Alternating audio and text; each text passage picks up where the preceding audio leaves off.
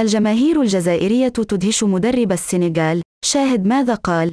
أبدى مدرب منتخب السنغال بابي تياو سعادته بقيادة منتخب بلاده المحلي للتتويج بلقب كأس الأمم الأفريقية للمحليين مساء السبت، موضحاً أن بلاده بعد التتويج بكأس أفريقيا للأمم العام الماضي يوم 6 فبراير فازت يوم 4 فبراير بلقب الشان.